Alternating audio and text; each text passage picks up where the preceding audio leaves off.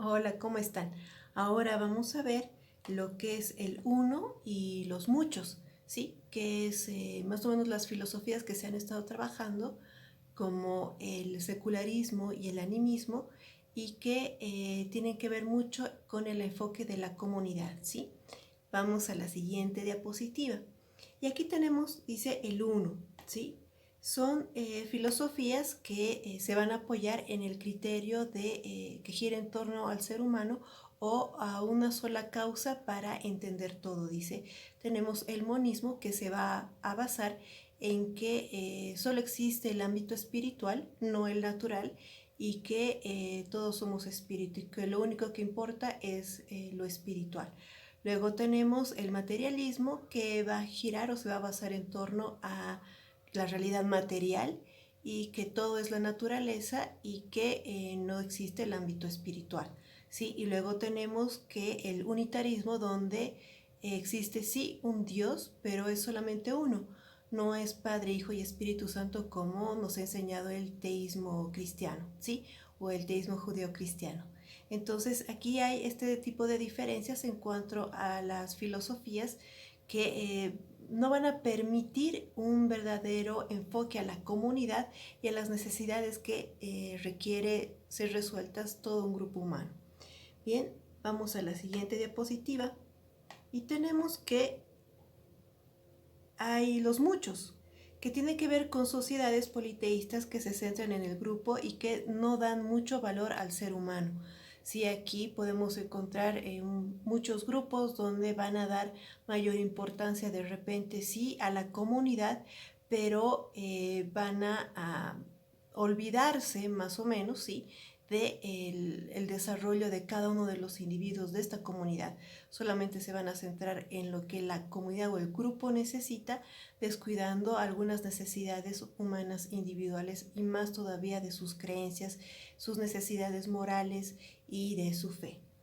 Bien, vamos a la siguiente diapositiva. Aquí, por ejemplo, tenemos la Trinidad, ¿sí? Aquí ya en la Trinidad, Padre, Hijo y Espíritu Santo, vamos a entender que hay una integración del individuo con la comunidad. Sí, este es un buen ejemplo, porque tenemos a un solo Dios que al mismo tiempo son tres en uno, ¿sí? Donde hay un yo, un tú y un nosotros. Y eso también ayuda a entender que debe haber un vínculo muy estrecho entre el individuo y la comunidad, que no solamente son los dos polos, sino que hay una conexión muy fuerte entre la comunidad y el individuo y que ambos también son importantes. Aquí tenemos, dice, hay un valor a la libertad en cuanto al valor que tiene el individuo y hay un valor de la justicia en cuanto a lo que se refiere a la comunidad y a cómo deben relacionarse, cómo yo debo relacionarme con mi comunidad, qué espero de mi comunidad hacia mí y cómo yo hago comunidad para bendecir y favorecer a otros grupos humanos y también a otros individuos. Dice, tenemos Dios y tres personas que ejemplifican la unidad y la diversidad. Dios ama la diversidad, ¿sí? No es que todos salimos como galletas salidos de un molde y listo, perdemos nuestra diversidad y ciertos rasgos culturales que son propios del lugar donde vivimos y donde nos hemos criado. No, sino que Dios quiere que vivamos esa diversidad porque nos ha hecho muy diferentes unos a otros y Dios ama las culturas y Dios ama las comunidades. Pero el hecho es de que quiere que todos vivamos bien y como ya hemos aprendido antes, esto es creyendo y trabajando en comunidad de acuerdo a los principios que Él nos ha dado y haciendo una buena gestión de los recursos de manera responsable. Bien, vamos a la siguiente diapositiva. ¿Sí? Y tenemos aquí la Trinidad, dice, solo cuando se incluye el tú en Dios y se adora, el yo y el nosotros hallan su lugar adecuado. ¿Qué significa esto? Que tenemos los dos polos, que es por un polo la comunidad y del otro polo tenemos el individuo. ¿Sí? Entonces, si nos concentramos en el uno, todo va a ser centrado en una sola persona y si nos centramos en el muchos, es la comunidad y nos olvidamos de la persona. Y sí, pero cuando aprendemos que en Dios existe alguien relacional con quien me puedo comunicar de tú a tú y empiezo a valorar esta relación entre el individuo y una trinidad, una comunidad, que cada uno es importante y al mismo tiempo son un grupo, una unidad, entonces ahí es donde entiendo que mi valor dentro de la comunidad es alto, así como la comunidad debe tener valor para mí. Y es importante que yo viva bien con esta comunidad, que yo respete esta comunidad, que entienda la libertad que tiene cada individuo de ser como es. Debo valorarlo, pero también hay un sentido de que debo comportarme de manera moral y justa hacia esta comunidad y no perjudicarla. ¿Sí? Bien, vamos a la siguiente diapositiva. Entonces, ¿qué pasa con el individualismo y la comunidad? Debemos aprender a ser independientes como individuos, pero interdependientes como sociedad. Es decir, no es cuestión de aislarme como individuo y olvidarme de que hay un grupo que me necesite y que yo también necesito, por un tema de equilibrio y de salud en mi desarrollo integral, ¿sí? Entonces, tenemos estos puntos, ¿sí? Por ser imagen de Dios, soy un ser humano con dignidad y valor, al igual que todos los demás seres humanos.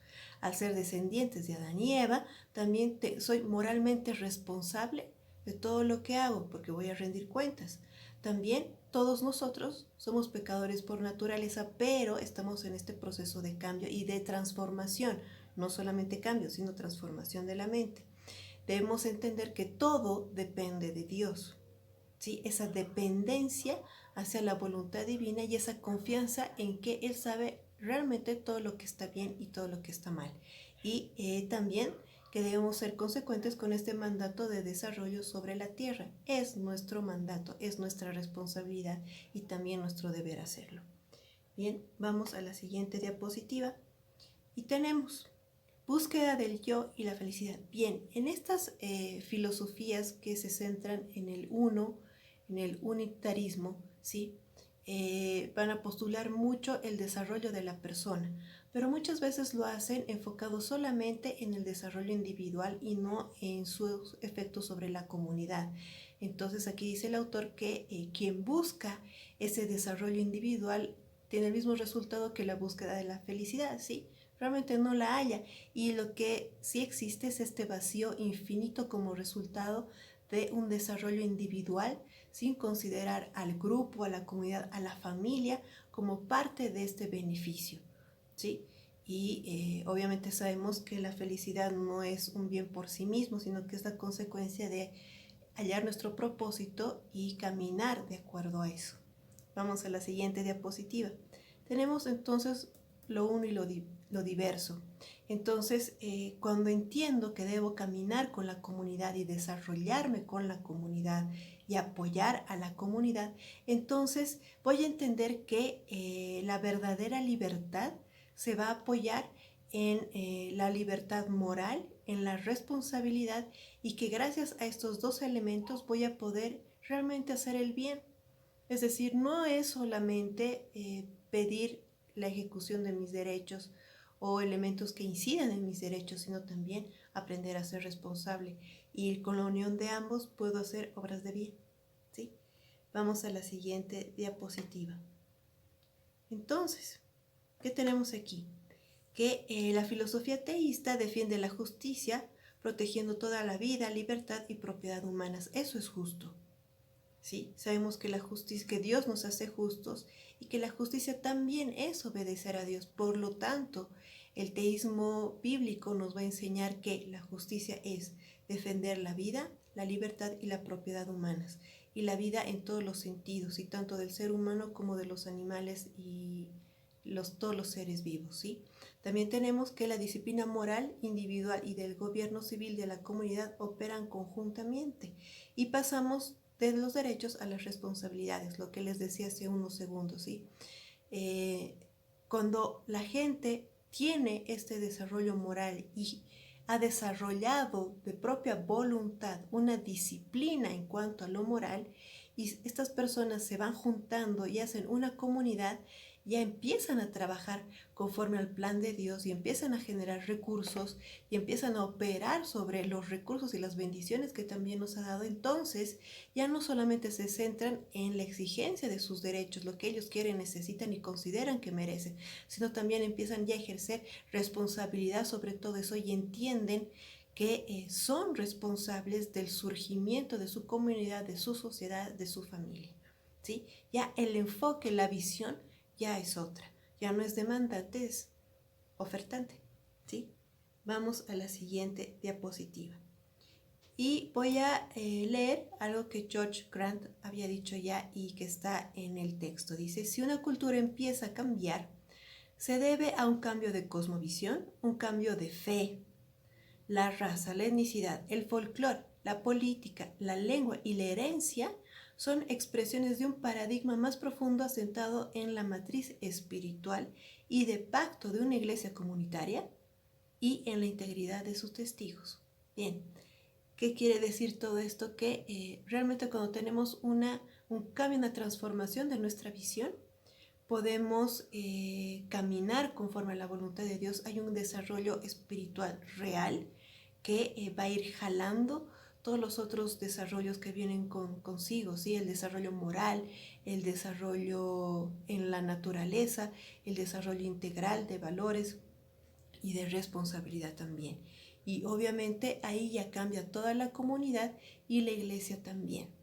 Bien, vamos a la siguiente diapositiva y avanzamos hasta aquí el día de hoy. Muchas gracias por su atención y ya saben, si tienen cualquier duda u opinión, nos vemos en el chat. Que Dios los bendiga, les mando un abrazo.